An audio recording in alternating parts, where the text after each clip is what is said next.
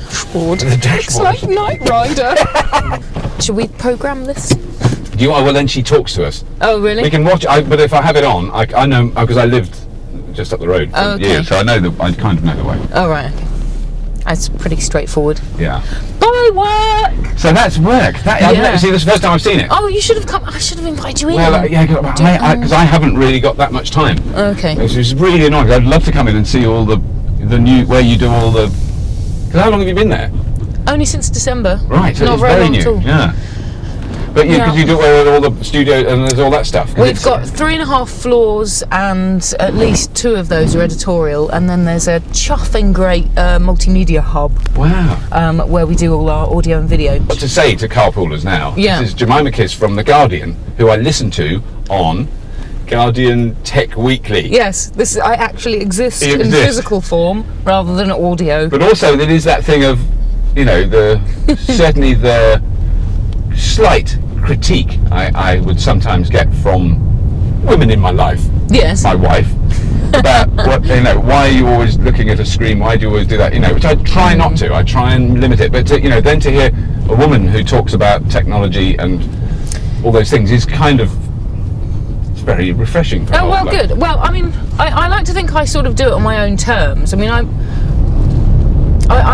not just going to, wholeheartedly sign up to. I'm not just going to wholeheartedly. Yes, and my unborn child.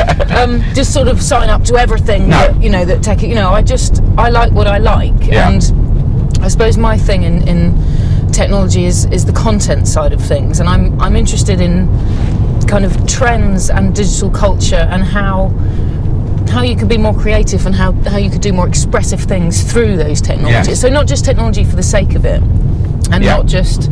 I'm aware we probably talk about the iPhone too much, like more than other sort of handsets, but it's of particular interest because I've never been up here before. I don't think I have, because it wasn't here when I used to live around here. This is all new. Totally new. I'm going to see something I recognise in a minute, I hope. But the iPhone developer platform is of particular interest because it has sort of unleashed this whole wave of creativity, 15,000 apps. This is extraordinary. But real imagination behind them. Yeah. It's just about really good design, really, which is obviously something Apple has done very well. But if you just pare things down to their purest, simplest function, that's really good design. You shouldn't. I have a policy when I test gadgets or websites or anything that I will not read the instructions, because I think if it's really well designed, you shouldn't need to do that. That's true. Well, that's the same as Twitter. You sort of think, well, I've just done a tweet. Is that it? What's the point? What am I doing this for? Who's going to read that? But that is fascinating, and obviously I'll get told off if I talk about Twitter too much. Except I haven't, on Carpool, on this particular medium, or whatever it is, this particular new medium, I haven't talked about Twitter. I don't think. No, well, I don't think so. I'm not, I'm not on commission or anything, but I am a heavy Twitterer.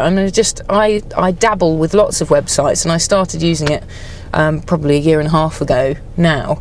And I was just curious. I just wanted to see how it worked. I just started using it, and a lot of the time I'll use a website or a service and I'll try it, and if it just doesn't work or I don't see the point, I just stop using it. I don't feel under any obligation to battle ahead with something that's not very well designed or doesn't really have any useful function. But very really quickly, does, doesn't it? it's like my kind of brain's trust now. Yeah. So there's so many interesting people with, and I think the people on Twitter have spent quite a long time, quite a lot of their own sort of personal energy and time trying to understand and establish the service for themselves. Without even, they're not hybrid, they're going too fast. I've got to stay green in my little thing now. Really? Yeah. If I stay green there, I'm getting the maximum economy. Right, so if you put your foot flat on the floor and up the revs too much. Blue. Oh, you see, that's Tory blue. We can say that. Yeah, we can say that. We're allowed to. We can say that. I can say that with you because you write for The Guardian. Yeah, a bunch of noodle, bean sprout eating, sandal wearing, wading knee deep in tofu. Yeah.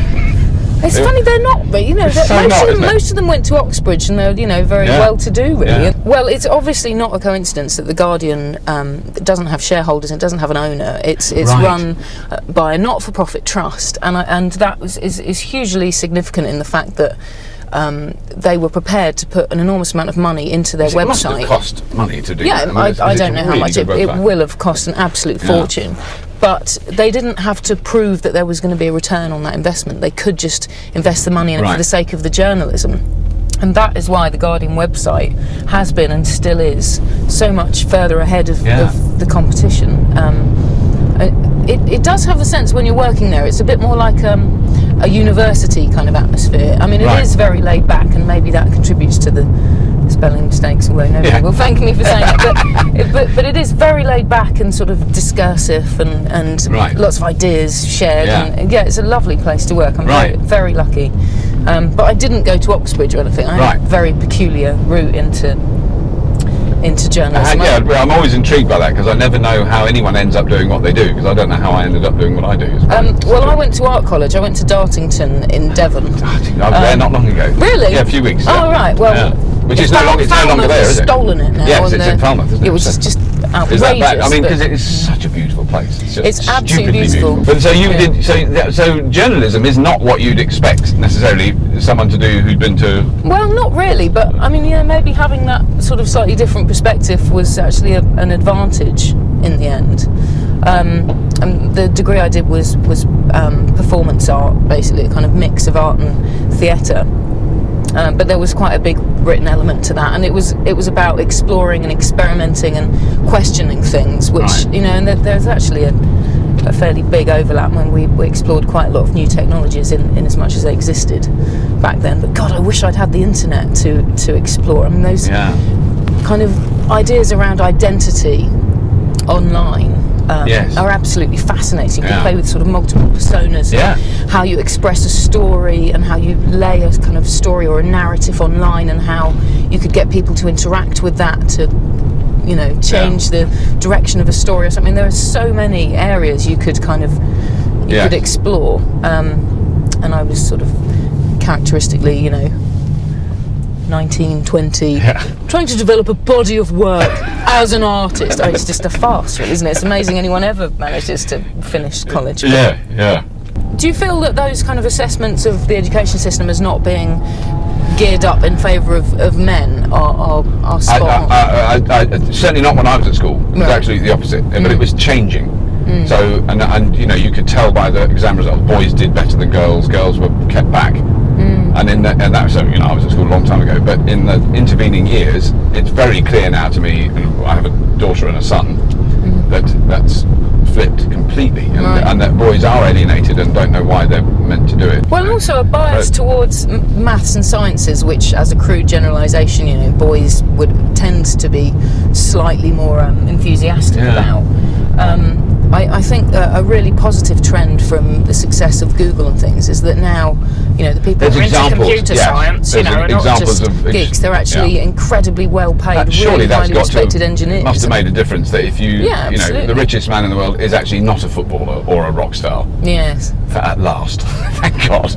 But I've had friends that have been teaching, and they've said that, they've asked kids what they want to do when they grow up, and they've said, I want to be a celebrity. Yeah. It's heartbreaking, isn't it? And I was in Hamleys before Christmas, and there was a boys' sort of a kit for boys, like a kind of role-playing thing, and there was a doctor's one and a carpenter's one. Right. And then on the girls' shelf, there was like a Paris Hilton kit with a tiara and a mobile phone. It was like, that is not an occupation. No. That was so even if it was just nurse.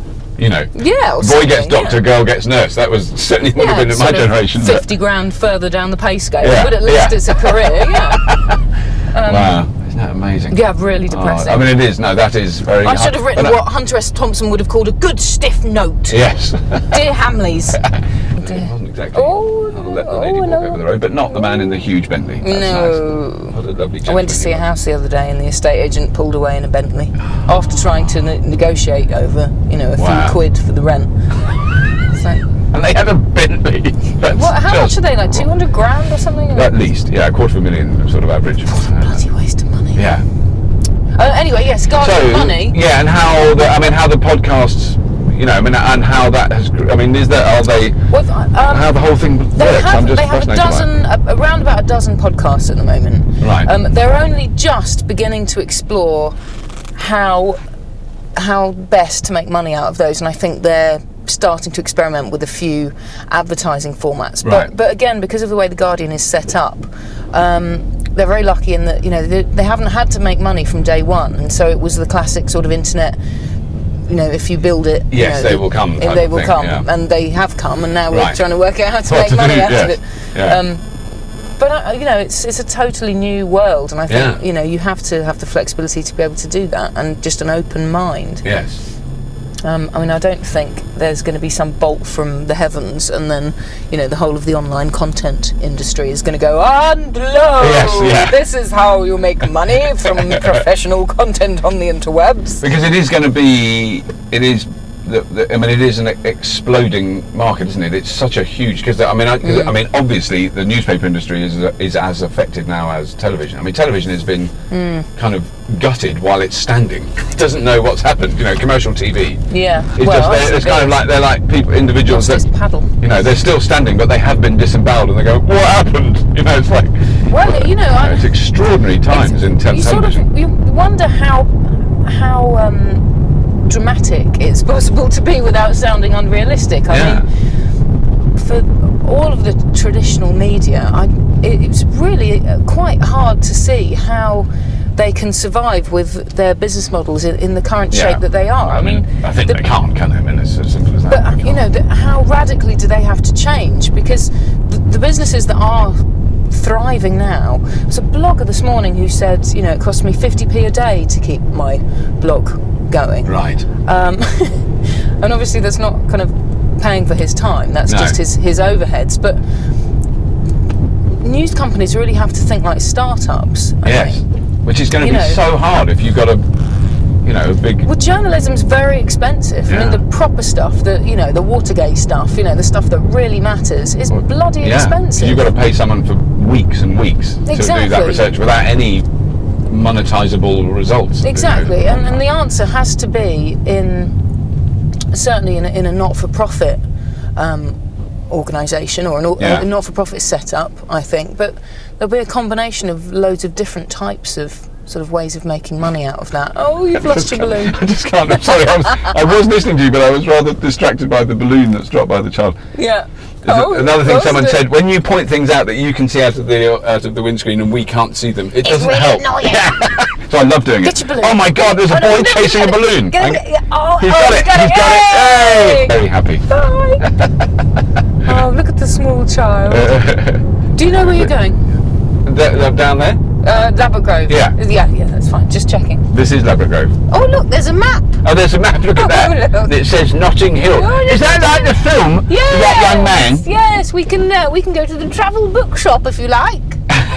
Whoops-a-daisy. Who says whoops-a-daisy? Except like 5-year-old girls will bring them. And just a girl who's asking a boy to love her. I'm afraid when I first saw that, I know, but I cried. No! I did! It's not as bad as... Blandy McBland in Four Weddings. The line that ruined... which one was it? What did she say? Is it raining? Do it again. I can't quite translate. No, that's how she says it. Is it raining? I hadn't noticed yet! It makes me choke, just the memory of it. But it's also the moment that made Hugh look like a really brilliant actor with enormous depth of character. Because he managed to respond without he was standing there laughing and he at her didn't face. either vomit or throw up or laugh. Oh, bless him. Yeah. Yeah, but this is Notting Hill of the film fame. Film fame, marvellous.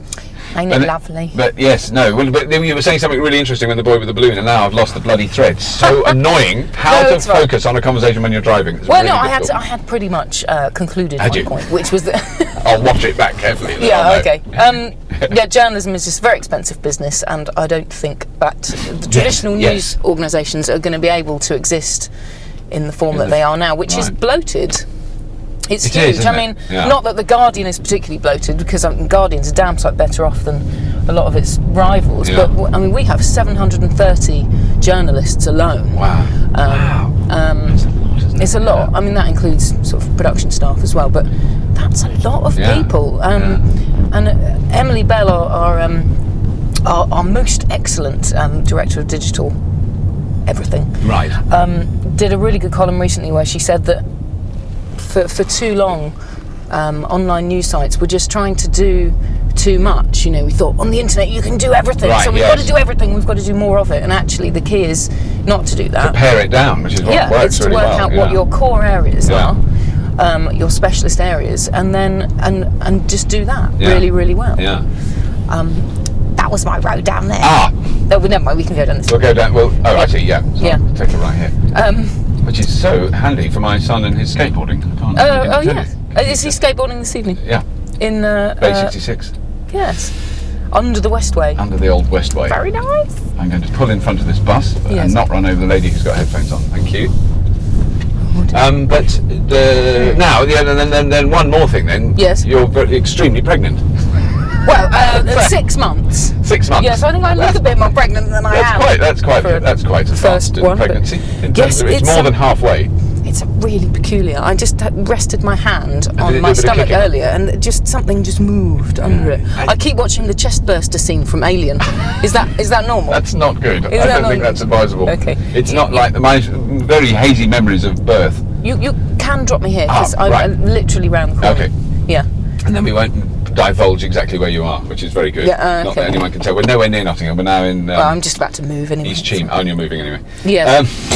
That's very exciting, though. Very exciting. It's no less weird when it's happening to you.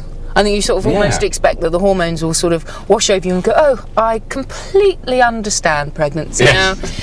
All my questions have been answered, but no, not at all. It's just, it's like, well, it's quite an exciting project, I suppose. Yeah. Well, it's very exciting, though. Yes. Good luck with it all. I'm sure it'll be marvellous. And the only advice I can give in terms of birth is that both my children were born underwater. Oh, in really? A tub. And I mean, well, I don't know what else predictably, as a Guardian writer, I am inclined you surely have to do that. I am reading spiritual midwifery. I can say that, my wife is tough Aussie. Right. Ex-gymnast, but no painkillers, no stitches, no nothing.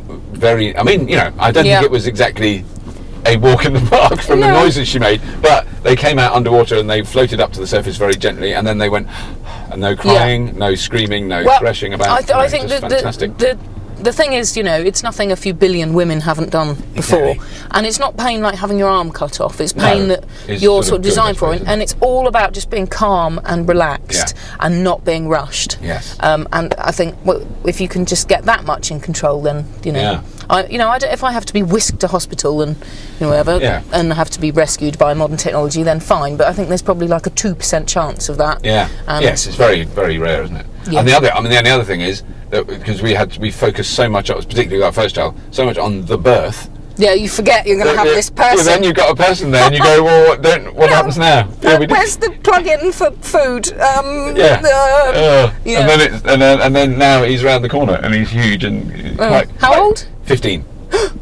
That's really big. He's quite big, yes. He's nearly as tall as me, so he's a big, monstrous boy. But he's lovely. He's also gorgeous. And it's been a fantastic nightmare. Really, it's been a fantastic nightmare. It's the best description. It's made my mum very happy. Yeah, I'm sure. I bet she's thrilled a bit. Yeah. Will it be her first grandchild? Yes. Right. Oh. Yeah, she's going to be knitting and everything. I know it. Oh, the grandmas love it. It's all very good, especially the first one. First one really gets the full grandma treatment. Are you listening? Yeah. Just listen to that. You're very lucky. Yeah.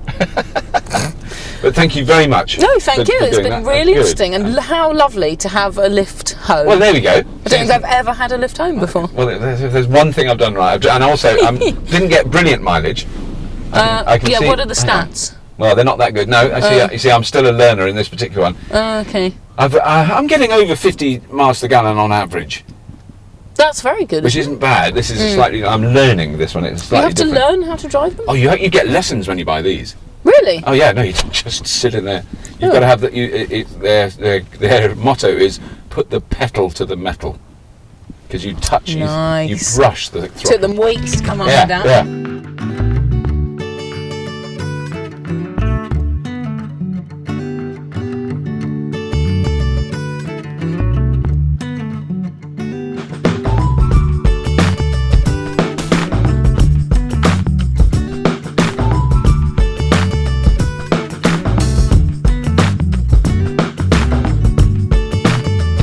Is the craziness about that everybody's speaking about the environment. And the whole electric car thing, to me, is a huge indication of that madness. Right. Although, because it's become hugely in the news, hasn't it, of the last week or so? I mean, there's an enormous amount of stories about it. I just can't believe. I mean, it's just incredible to me that I mean, where do they think all the electricity is going to come from? I mean, I personally think electric is the only answer. Yeah.